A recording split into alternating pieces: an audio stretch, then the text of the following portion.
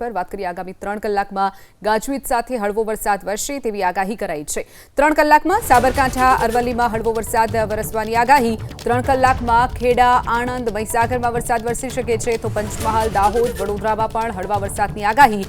છોટાઉદેપુરમાં પણ હળવા વરસાદની આગાહી કરાઈ છે। તેની સાથે જ 40 કિલોમીટર પ્રતિ કલાકની ઝડપે પવન ફૂંકાય તેવી પણ આગાહી કરવામાં આવી છે। આગામી 3 કલાકમાં કેટલાક સ્થળો પર ગાજવીજ સાથે ભારે વરસાદ તો કેટલાક સ્થળો પર હળવો વરસાદ નોંધાય તેવી આગાહી કરવામાં આવી છે। અનેક જિલ્લામાં વરસાદની આગાહી કરાઈ છે। લગભગ 15 જેટલા જિલ્લામાં વરસાદ વરસી શકે છે। સાબરકાંઠા, અરવલ્લી, ખેડા, આણંદ, મહીસાગરમાં હળવા વરસાદની આગાહી કરાઈ છે। આગામી 3 કલાકમાં વરસાદ વરસી શકે છે તો દાહોદ, વડોદરા અને પંચમહાલમાં પણ વરસાદની આગાહી। છોટાઉદેપુરમાં પણ હળવો વરસાદ વરસી શકે છે।